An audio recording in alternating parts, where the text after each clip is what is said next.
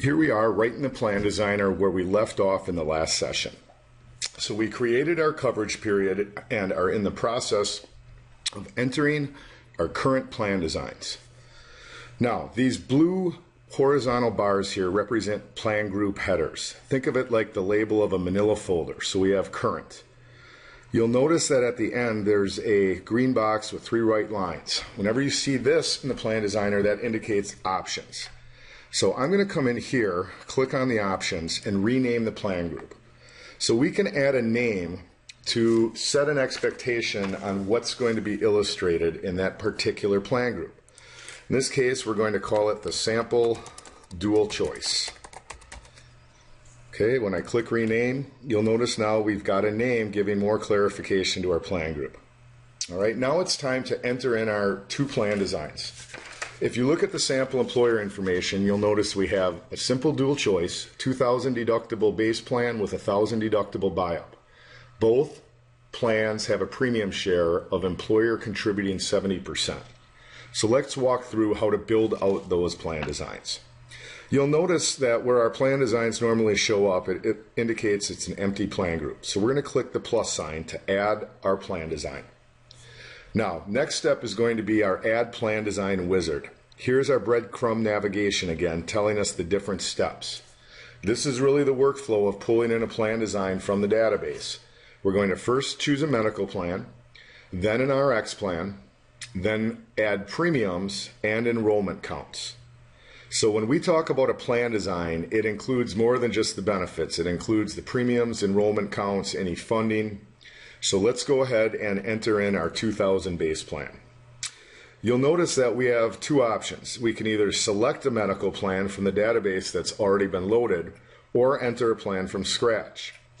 For the plan designs we're using for current, they should already be loaded into your agency database. So when we go ahead and click search, it's going to take us to our agency database where we can select a medical plan. So the first thing I'm going to do is I'm going to search by sample carrier to be able to narrow it down to the carrier that we're using for these plan designs, which is sample carrier. You'll notice that we want the 2,080 to 5,000. I'm going to click on it to select it. Once selected, you'll notice we reveal a little more information, what the copays are, what the family deductible coinsurance structure. Notice this is saved at the agency database level. So once we've identified this medical plan, we're going to choose Select Medical Plan. It's going to come up and give us our deductible coinsurance structure to make sure we have the right one. And then we're going to click Next to go to the next part, which is RX plan.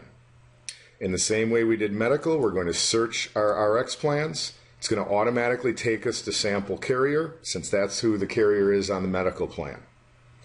Now, we want the 10, 40, 70, 25% drug card as indicated in our sample employer information. Again, we're going to go ahead and select that. Showing us the RX benefits just for confirmation. We're going to click Next and go to premiums. So again, we can see we've got 2 steps left yet in creating this plan design, the premiums and the enrollment counts. Now, when it comes to premiums, for the purposes of our training case we're building, we're going to use composite premiums. However, you'll notice that the Plan Designer is also equipped to work with unique individual premiums brought about by a community rating. So we're going to choose composite premium. And you'll notice in the upper right-hand corner, we can choose underwritten or estimated. Now, it doesn't affect any of the functionality, but it's good to be able to keep track of when we're looking at projected premiums or estimates versus when we're actually looking at underwritten numbers that are firm numbers with the carrier. We're going to indicate underwritten, and you'll notice that it's giving us our enrollment types that we set up in the coverage period. And I'm going to go ahead and enter the information, the premium information for our 2,000 base plan. Again, these numbers are available on your sample employer information sheet. So we're going to go ahead, get in our family premium. When we're done, we're going to click Apply. All right, it's showing us our premiums. If we needed to edit those, we could come right here. We're going to confirm those. Next and last step is going to be enrollment counts. And our enrollment counts for our base plan are 11 for employee only, 3 employee spouse, 1 employee children, and 4 family. When we're done and click apply, you're going to notice for the first time we actually have a plan design entered into our plan designer.